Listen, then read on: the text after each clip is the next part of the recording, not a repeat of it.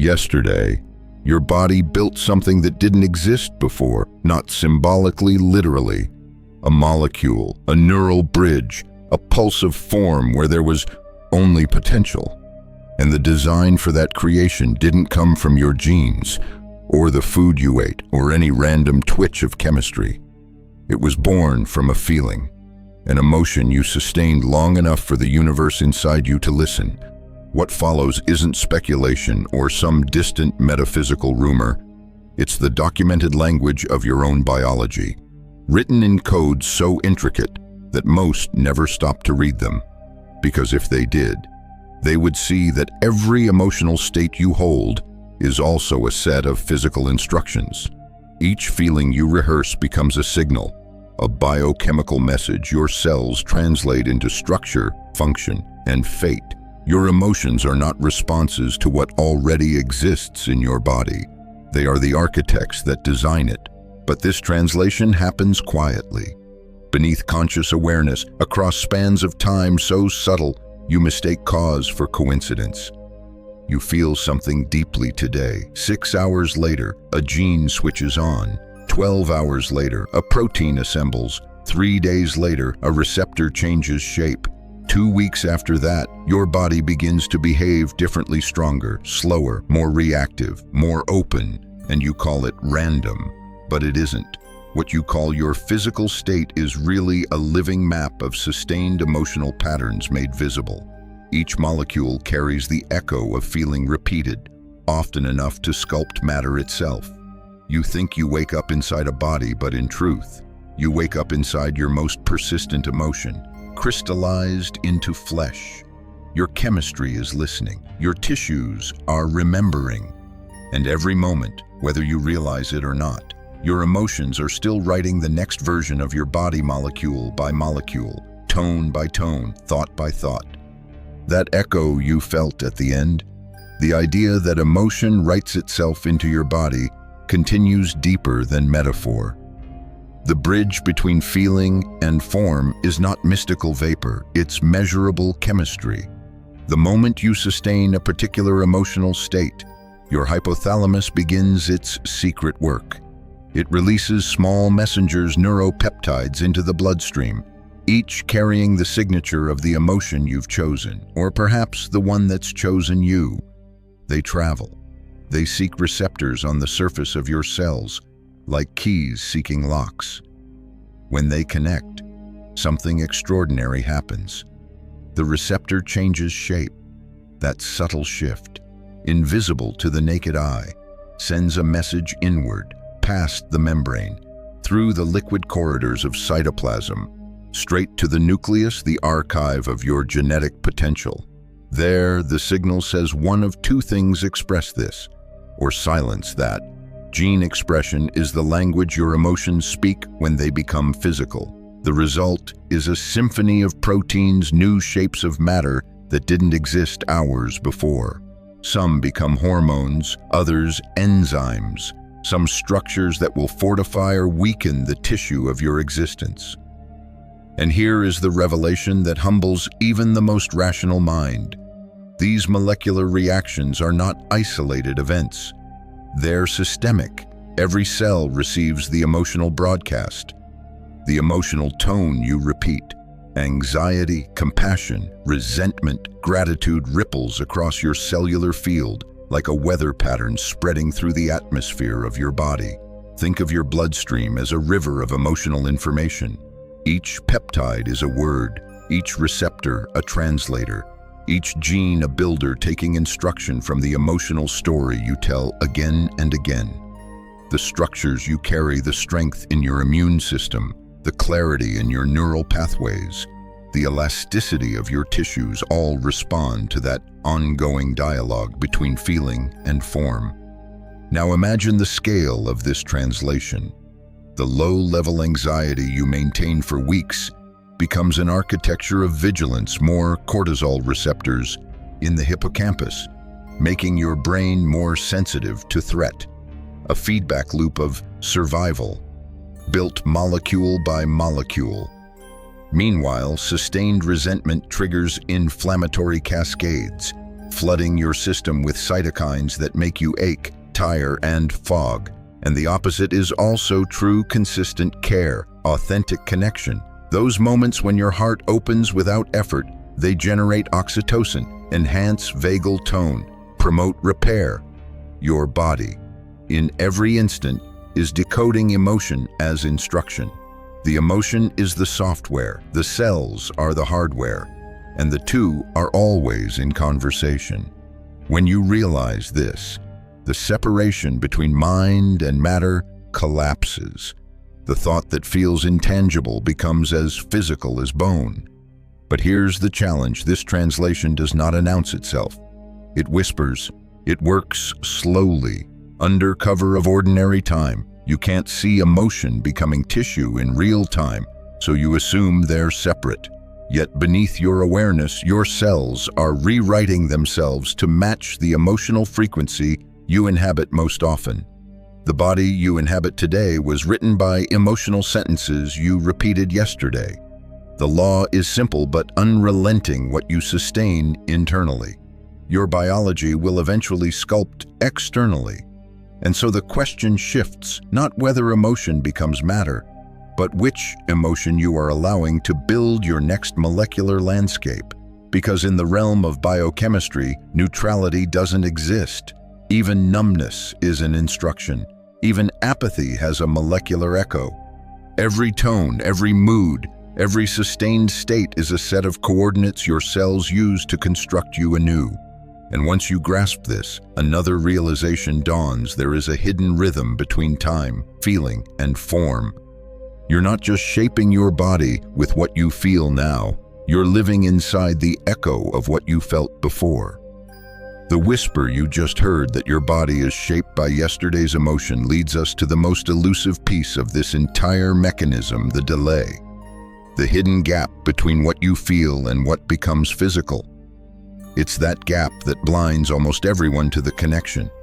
You feel joy, peace, or rage, and nothing instant happens. No flash of transformation, no sudden bloom of new matter, so you assume emotion is abstract, harmless, fleeting. But that pause, that's the illusion that keeps the secret safe. In truth, emotion is a slow architect. It builds in layers, across hours and days, below the threshold of your perception. The neuropeptides released in a single surge of anger don't remake your body in an hour. They begin a cascade: instructions delivered, enzymes stirred, receptors modified. Then, like dominoes, the next reactions unfold across time.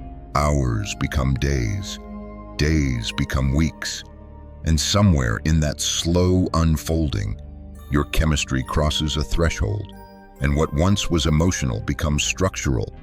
This is why you rarely connect cause and effect. The lag hides the lineage. You feel anxious. Then weeks later, you're exhausted.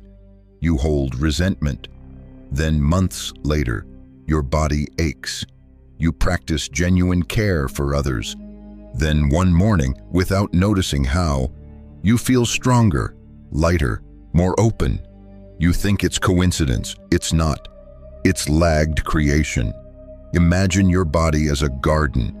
Each emotion is a seed. The soil doesn't bloom overnight. It obeys the rhythm of the seasons. Anxiety plants weeds that thrive quickly, feeding on cortisol and vigilance. Gratitude plants deep roots that take longer to sprout, but grow sturdy and green. You wake one morning surrounded by what you've been planting for months without remembering the moment you dropped each seed. And this delay does more than hide causation. It builds faith or despair. Those who understand the lag become patient gardeners of emotion, sustaining states they can't yet see the results of. Those who don't uproot themselves too soon, thinking nothing is happening. But every molecule, every cell is busy beneath the surface, translating sustained feeling into form. Even the discipline of molecular biology confirms this invisible rhythm. Gene expression patterns shift over days. Proteins fold and integrate over weeks. Receptors reorganize over months. You are a creature built in layers of time, emotional echoes woven into molecular memory. The body you occupy now is an archive of what your consciousness rehearsed in the recent past. This is why sudden change feels so difficult. You're not fighting old habits, you're living inside the physical echo of them. Your nervous system, your hormones, your cellular receptors, they've been sculpted by yesterday's mood, and now they hold you in that pattern. The mind says, "I'm ready," but the body is still resonating with the frequency of what it was told to become weeks ago. Here's the hidden mercy: time also works in your favor. Just as old emotions leave their mark gradually, new emotions carve new blueprints the same way. Every hour you sustain a slightly more coherent state. Your biology takes notes. Every day you choose a different emotional tone. Your cells begin to reconfigure, like slow builders rewriting a temple according to a new design. The lag is not punishment, it's grace. It gives you the space to choose again, before every emotion becomes matter.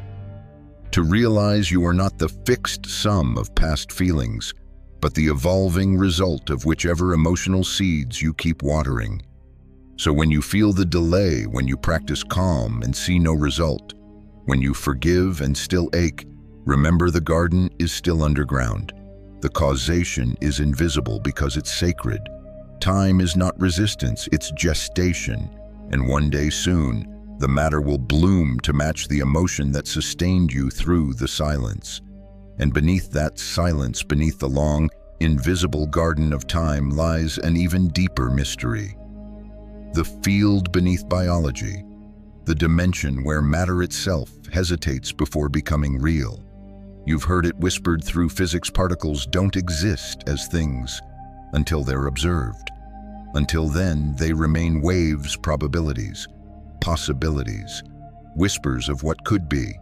Now imagine that principle, not in a vacuum, but inside your own body. Your cells, your DNA, your electrons all dancing in that same uncertain realm. Biology doesn't just obey quantum laws, it lives inside them. Each protein, each enzyme, each photon passing through the retina exists first as potential. It doesn't become definite until something collapses its wave. That something, my friend, is observation, not the eye's observation, but awareness itself. The act of attention that says this: here, now. Quantum biology, still young, still daring hints that life harnesses these very principles. Coherence, tunneling, entanglement, the strange language of subatomic behavior woven into warm, wet living tissue. And emotion. Emotion is the bridge, because emotion isn't just chemical, it's energetic, vibrational, the subjective correlate of quantum measurement. When you sustain an emotional state, you're performing a kind of observation. You're focusing awareness into the field of probability, influencing what configuration of molecules your body will choose next. Think of it like this: before emotion, your body's quantum systems are in superposition, countless molecular possibilities waiting for coherence. Then your feeling arrives: love, fear, sorrow, anticipation, and that feeling functions as a selector. The field collapses into one of those possibilities, sculpting your molecular architecture around the emotional signature you've been holding. You might say, but that sounds mystical. And yet, in laboratories around the world, biophysicists have observed quantum coherence in photosynthesis, in enzyme reactions, in DNA stability. The building blocks of life are not classical machines, they're probabilistic symphonies. So when consciousness interacts with emotion, the measurement isn't metaphorical, it's functional. Pause and feel that. The way attention tightens your chest or warms your skin, that's not imagination, it's measurement in motion. Your awareness is collapsing possibilities into patterns of sensation, breath, and structure. You are performing quantum experiments through feeling. Every moment you exist, this is the hidden layer behind the so-called mind-body connection. It's not a vague link, it's a quantum interface. The instant you direct attention toward an emotional tone, your awareness provides information to the molecular field. That information changes probability itself. It biases which configurations become real.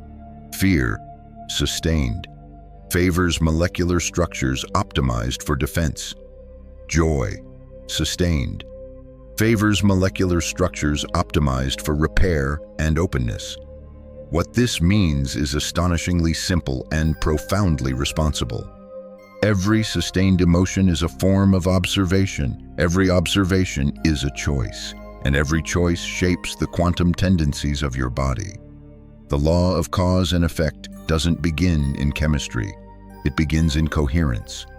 Emotion is the carrier wave of that coherence, the way consciousness steers probability into form. You are not just reacting to a pre-existing reality, you are constantly selecting one. And when you see this, reality stops being a fixed structure and becomes participatory. Your molecules are waiting, poised between infinite configurations, until your sustained emotion tells them which world to build. You're not at the mercy of matter, you are its midwife. The quantum field does not respond to words or wishes, it responds to consistency. The emotion you return to again and again, that's your measurement, your ongoing experiment. And the longer you hold it, the more definite the result becomes. This is not magic. It's precision awareness guiding probability, the quantum inflection point, where your feeling becomes the force that collapses potential into presence. That word collapse leaves a residue in the air, doesn't it? Because it suggests something happens the instant attention lands.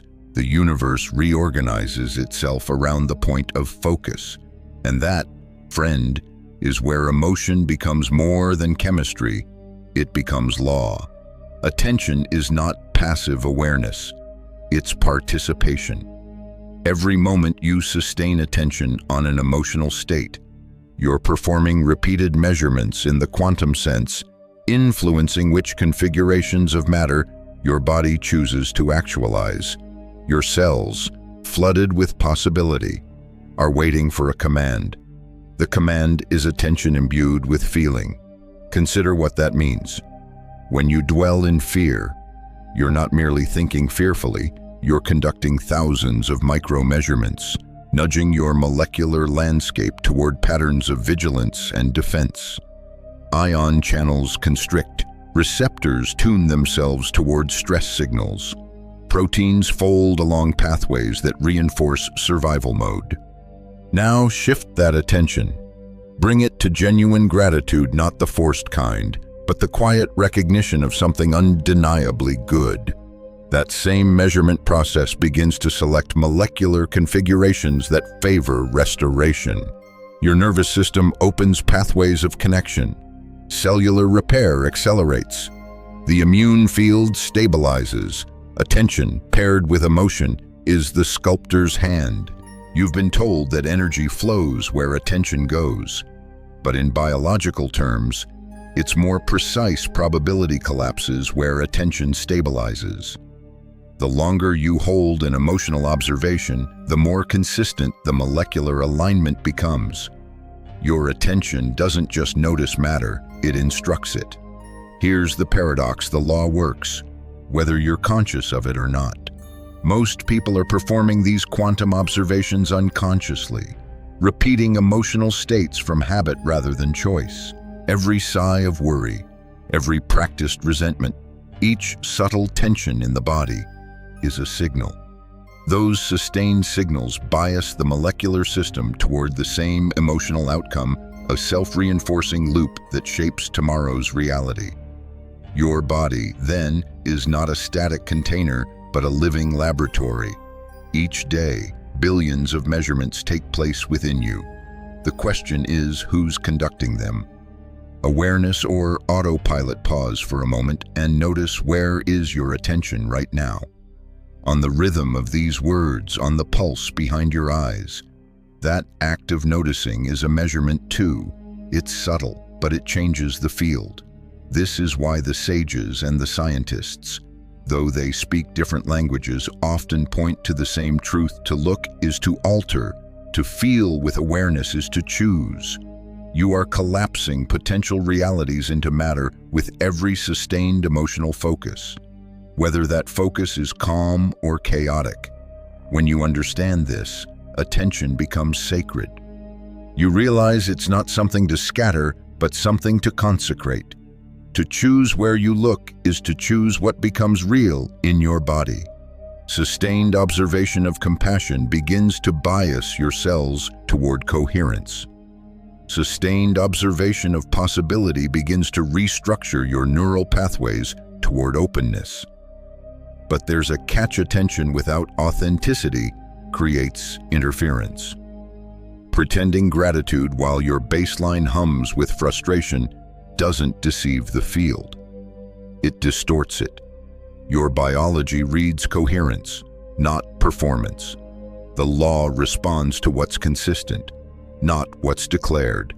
So the work is not in faking emotion, but in discovering one that feels true enough to hold without strain. Here's the secret rhythm of transformation: awareness refines attention. Attention stabilizes emotion. Emotion instructs matter. Every time you practice that sequence consciously, the distance between thought and form shortens. The field begins to recognize your signature. You start to live not as a reactor, but as a participant, one who knows that observation itself is creation. And yet, the story doesn't stop with observation. Because once emotion crystallizes into matter, the matter begins to talk back. The body becomes a mirror that reflects and reinforces the emotional patterns that built it. This is the feedback loop, the hidden mechanism that keeps most people trapped inside the same experiences, even when their minds crave change. You can feel it in yourself. You try to shift an emotion to release worry, to summon calm, but your body resists. Why? Because your cells have been structured by months, even years, of running the same emotional blueprint. The receptors on your neurons are tuned to specific chemicals: cortisol, adrenaline, dopamine. The more often those molecules circulate, the more your body demands them. It's not metaphor, it's biochemistry, addicted to familiarity. Your body learns what you teach it through repetition. Chronic anxiety doesn't just live in your thoughts, it lives in your tissues. It rearranges your chemistry so that worry feels like home. Even peace feels foreign because your molecular architecture is optimized for vigilance. That's why changing thought alone rarely changes experience. You can't think your way out of the structure your own emotions built. You have to rebuild the structure itself. And here lies the paradox of embodiment. The student becomes the teacher. The mind trains the body through sustained emotion, and the body then trains the mind by feeding back signals that reinforce the same emotional tone. It's a closed circuit. The emotion of fear builds a body optimized for fear, and that body, in turn, keeps sending signals of danger back to the mind. But the loop isn't a trap, it's a mechanism of mastery. Because once you recognize it, you can work with it consciously. Instead of resisting your body's signals, you begin to read them as feedback data from the physical field that tells you what you've been observing most consistently. Feel the tension in your chest. That's the echo of attention habitually directed toward threat. Feel warmth in your heart. That's the signature of sustained appreciation. Your body is a running ledger of emotional investments. Here's the challenge: most people misinterpret the feedback as identity. I am an anxious person, they say, when in truth, their body is simply calibrated to anxiety. The distinction is everything. You are not the pattern. You are the observer who can choose to write a new one. The process begins when you let awareness enter the feedback loop without judgment. When you notice the sensations of your current emotional architecture without naming them good or bad. In that moment, observation becomes intervention. the feedback transforms into fuel for change. Because the moment you observe the bodily pattern consciously, you shift from reacting within the loop to witnessing it from outside. That witnessing introduces coherence into the system. It slows the old signal long enough for new instructions to take root. You might not feel the change instantly, remember the lag, but the body listens. As you sustain a new emotional tone, even slightly, your cells begin to retune. Old receptors downregulate. New pathways form. The body starts sending new signals back to the mind, reinforcing the emotional state you've chosen instead of the one you've inherited. Over time, the feedback loop becomes a spiral upward instead of circular. The same mechanism that once trapped you begins to elevate you. Body and mind enter partnership rather than conflict. This is the secret of embodied transformation, not escape from the body, but collaboration with it. Each feeling you sustain, each breath you take with awareness, each moment you resist the reflex to retreat into habit, these are recalibrations, molecular votes for a new baseline. And once the loop stabilizes in coherence, your body stops being a cage and becomes a compass, always pointing toward the emotional states that build wholeness rather than survival. The architecture that once held you hostage begins to hold you steady. The body becomes the ally, and the loop becomes the ladder. The loop that once trapped you now opens like a staircase. But the climb is deliberate, each step an act of practice. Change at this level isn't an explosion, it's an unfolding. Molecular reconstruction disguised as daily choice. Because every sustained emotion is a blueprint. The longer you hold it, the deeper it etches into cellular memory. So when you begin to shift your emotional baseline, not a fleeting mood, but the tone that hums beneath your life, you're rewriting the scaffolding of your matter. The first principle is sustainability. Forced positivity fractures the field. The body knows when the emotion is authentic. You can't command joy from tension or summon serenity through teeth-clenched mantras. What you can do is create conditions that allow coherent emotions to surface naturally. Gratitude that arises from genuine recognition. Ease that comes from letting go, not performing peace. The emotion you can maintain without strain is the one that rewires you. So the practice begins small, subtle. Notice your baseline, not what you think you feel, but what you actually feel most of the time. Beneath the noise of thought, is there a hum of irritation, a quiet anxiety, a gentle warmth? That background emotion is the true architect of your molecular environment. Once you recognize it, you don't fight it. You watch it. Observation itself begins to alter it. Then, piece by piece, you introduce a slightly different tone, one step above the current state, but still believable to your system. From resignation to curiosity, from anxiety to alert presence, from numbness to faint gratitude, small gradients, repeated daily, build coherence. Because here's the truth. Your cells don't respond to intensity. They respond to consistency. A single hour of forced joy changes little, but 2 weeks of sustained emotional steadiness, even if it's quiet, even if it's imperfect, begins to restructure your molecular framework. Think of it as emotional architecture under construction. Each day's baseline lays another layer of instruction.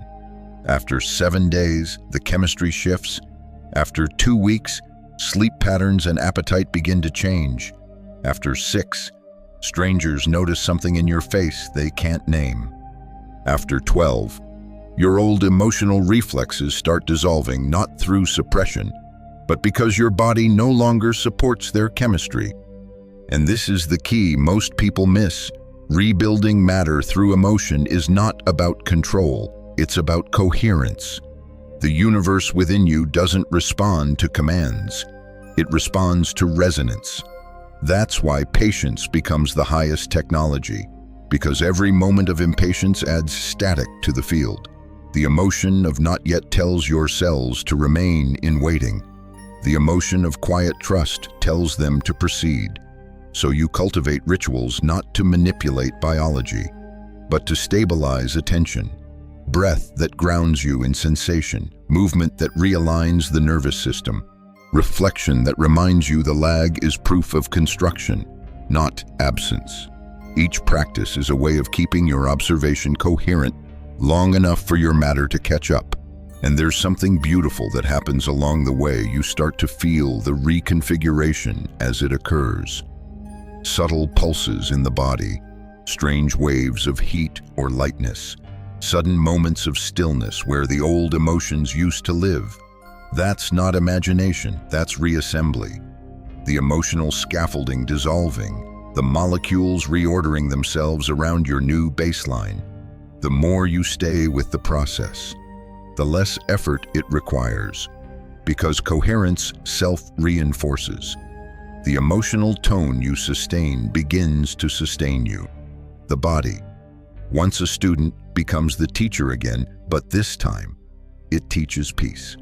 You begin to realize that the practice isn't about reaching a final emotional state, but about cultivating flexibility, the capacity to return to coherence, no matter what pattern the world throws your way. And that's when transformation stops being an event and becomes a rhythm, a pulse that carries you forward into a new way of being. Each day, your emotional attention writes another line of code. Each week, your body reads it and responds. The conversation never ends, it only deepens. But what if the architecture you're rebuilding isn't entirely yours? What if the emotional codes shaping your matter were written before you ever took your first breath? Beneath your conscious baseline runs another current, older, quieter, and far more entrenched. The emotional imprints inherited through biology itself. Epigenetic marks etched onto your DNA by the experiences of those who came before you. Your parents, their parents. The emotional weather of your lineage carried in chemical memory. Science calls them methylation patterns.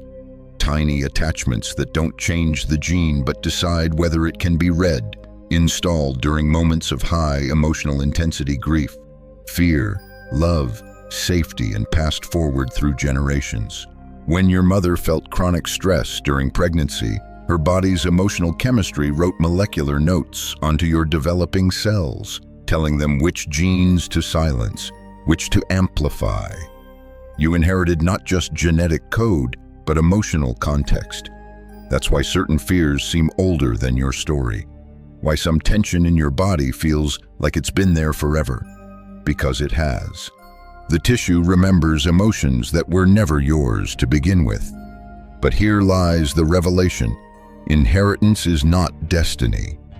The same process that installed those emotional signatures can rewrite them. Sustained, coherent emotion in the present can overwrite inherited chemical memories. It takes time, yes, but time is what matter understands best. The process unfolds in 3 stages. First, identification. You begin with somatic scanning, turning awareness into a listening instrument. Noticing the sensations that feel ancient rather than reactive, the heaviness in the jaw, the knot in the diaphragm, the ache that doesn't fluctuate with circumstance. These are inherited patterns, woven into your baseline. You don't need to name their origin. The body knows their lineage even when the mind does not. Second, presence. You bring sustained, non-judgmental attention to these areas. Not trying to release, not analyzing, just witnessing. Because observation, remember, is quantum participation. By holding awareness in these sites, you're performing conscious measurement on molecular structures that have been operating unconsciously for decades. The old emotional information begins to surface, waves of sadness, rage, terror, often disproportionate to your current life. But that disproportion is proof the emotion is ancestral. It's the body's way of releasing signals it has carried through time. This release is rarely tidy. Sometimes it feels like grief without story, trembling without reason, tears that don't belong to you. Let them move. They're not regression, they're recalibration. molecular archives emptying their contents so new instructions can be written. Third installation. Once space opens through release, new emotional frequencies become available. You don't force them, they arise naturally, often gentle, surprising, unplanned, a quiet sense of safety where tension once lived, a pulse of gratitude in a part of your body that's been numb for years. These discovered emotions are authentic because they're not performed, they're revealed. Sustain them, and they start building new molecular configurations, replacing inherited codes with living ones born of your current consciousness. This process is slow but cumulative. Each time you bring attention to an inherited pattern and hold it in compassion, you're rewriting DNA access. You're changing which genetic possibilities can actualize.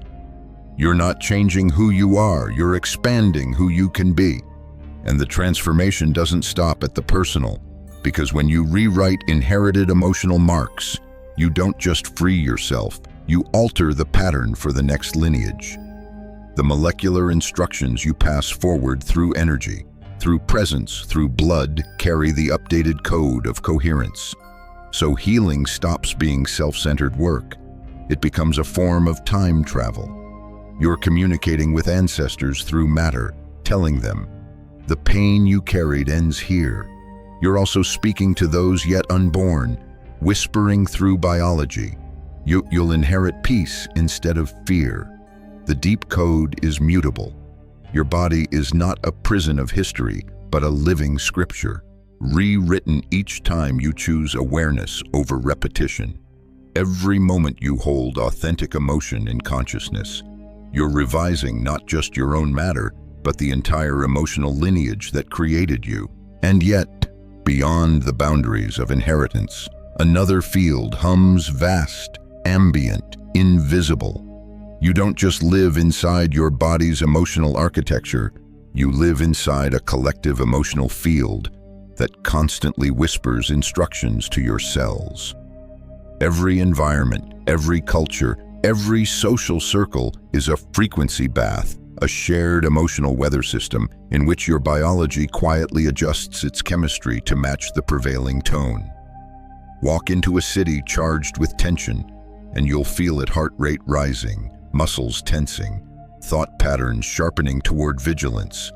Step into a space of genuine calm, a forest, a temple, a community built on coherence, and the body exhales.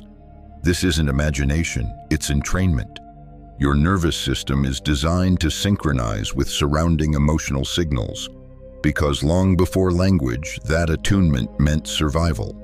But what once kept tribes alive now keeps individuals unconsciously tethered to collective stress.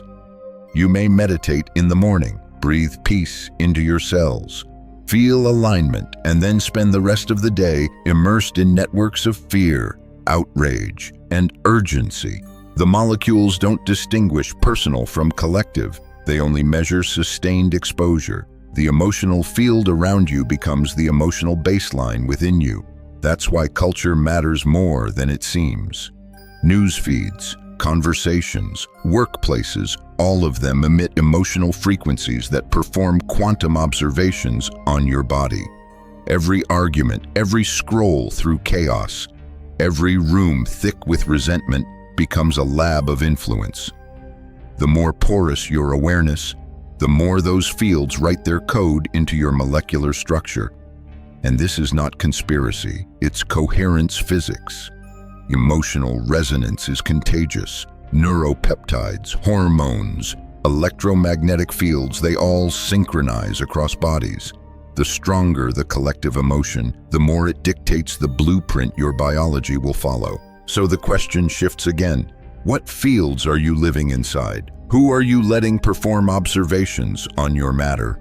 You may not always choose the environment, but you can choose the level of permeability. You can cultivate inner coherence so strong that external fields register but do not rewrite you. Some call this spiritual protection, but it's simply vibrational stability, an internal frequency that holds steady even when the collective field trembles. To build that, You first become conscious of exposure. You limit unnecessary immersion in emotional noise, not from avoidance, but from precision. You begin to design your sensory diet: sound, imagery, language. You surround yourself with coherence, signals, music that grounds, people who breathe rather than react, silence that allows your own field to regenerate. Then you practice subtle attunement, entering collective fields consciously, noticing how they influence your physiology, and choosing whether to harmonize or to anchor. It's not isolation, it's discernment. You can remain present within the collective without surrendering your baseline to it. When enough individuals stabilize their emotional baselines, something remarkable happens. The collective field itself begins to shift. Emotional coherence multiplies geometrically. A few steady frequencies can recalibrate a room, a city, a culture. That's not fantasy, it's measurable resonance. Heart-brain coherence studies show that synchronized emotional states ripple outward, influencing the biophysical fields of others within measurable range. So the work of personal transformation becomes collective architecture. Each person who sustains a coherent emotional state adds order to the larger field. Every act of mindful attention becomes a signal to the shared quantum body we call humanity. Stability is possible, presence is available, coherence is contagious. Your body, in this sense, is both a receiver and a transmitter, an antenna translating collective emotion into chemistry and emitting chemistry back into the world as vibration. The more you refine your own signal, the more clearly you influence the shared field. This realization turns the mundane into sacred practice. A calm breath in traffic becomes activism. A gentle conversation amid chaos becomes quantum hygiene. Each coherent moment you sustain is a correction in the emotional atmosphere that feeds millions of cells, not just yours, but others. The collective field is not separate from you. It is you, multiplied. And every coherent body becomes a stabilizing node in that greater network, slowly teaching the culture to breathe again. And so, the circle closes from molecular translation to quantum attention, from inherited pattern to collective field. You begin to see that there was never separation between inner and outer, self and world. Everything that breathes, vibrates, or remembers participates in the same act, translating emotion into matter, consciousness into form. Your body, then, is not a fixed vessel traveling through time. It's a verb becoming, a continuous negotiation between what you feel, what you focus on, what you inherit, and what surrounds you. At every instant, your cells receive instructions from 4 simultaneous broadcasts: the emotional tone you sustain consciously, the subconscious reflexes of the body's feedback loop, the ancestral signatures written into your DNA, and the collective fields pulsing through your environment. The sum of those inputs is the matter you inhabit right now. If that sounds overwhelming, remember the power hidden within it. Every layer is responsive. None of it is locked. You can't stop participating, but you can start participating consciously. You can become the composer instead of the echo. It begins with observation, the simple, radical act of noticing. Notice your breath, your tone, your thoughts. Each observation stabilizes a quantum probability into a living pattern. Then, attention. Choose where to look and how long to stay. Each sustained focus writes code into your cellular field. Then, authenticity. Let the emotion you sustain be one your body can believe. The field responds to coherence, not performance. From there, something subtle and extraordinary happens. The boundaries blur. The cells that once obeyed your unconscious habits begin to mirror your conscious intent. The inherited patterns you once carried as fate begin to dissolve into fluid possibility. The collective fields that once overwhelmed you begin to feel like ocean currents you can swim, not storms you must survive. This is the alchemy of integration. You no longer chase healing as a destination, you practice creation as a discipline. You understand that emotion is not reaction, but instrument. Attention is not observation, but calibration. The body is not resistance, but response. And in that understanding, life itself becomes art. Every breath, a brushstroke, every feeling, a color, every moment of awareness, another layer in the portrait of your being. The scientist in you measures it through biochemical cascades and receptor changes. The mystic in you feels it through warmth, expansion, and presence. The truth holds both. You are the living experiment and its result. So you begin to live with reverence. You speak to your body as though it were listening because it is. You notice the emotional frequencies you contribute to your surroundings because they matter. You remember that what you feel is not contained within your skin. It is communicated, magnified, received. In the end, participation is not optional. The quantum field doesn't pause. It keeps collapsing potential into presence, sculpting reality in the image of whatever emotion you sustain most faithfully. So you ask yourself, what matter am I building today? Will your attention collapse the field into fear or into trust, into tension or into coherence, into repetition or into renewal? Every moment is the inflection point. Every breath is the experiment. Every feeling, the architect of form. You are not waiting for the future to heal you. You are writing it right now in molecules. The image lingers you, a field of consciousness sculpting matter, and yet the truth softens here. Because after all the revelation, all the science, all the poetry, there is only one quiet invitation left to feel it. Not as theory, not as proof, but as presence right now in this breath. Your cells are listening. Every inhale carries information. Every exhale sends instruction. The pattern you hold between those two movements is the story your body will tell tomorrow. So let that story be gentle. Let it be coherent. You don't have to hold perfection. You only have to hold awareness softly, like light on water. The quantum field doesn't demand intensity. It responds to sincerity. Even a moment of authentic peace, repeated daily, ripples through molecular space like a song the body remembers. And if you doubt, that's fine too. Doubt is just another emotion to observe. Watch how it feels in your chest, the way uncertainty vibrates, and notice that the act of noticing already changes it. Awareness transmutes. Even when you do nothing else, consider what you've learned: emotion as blueprint, attention as instrument, body as collaborator, inheritance as code, culture as frequency. They're all different faces of the same process. Consciousness folding itself into form, but maybe the most important realization is this creation is continuous. You don't arrive at wholeness, you participate in it. Every hour, the law still operates, turning sustained emotion into structure. Whether you join it consciously or let it unfold by default, determines everything about how it feels to live inside your own matter. So tonight, as the world hums around you, pause.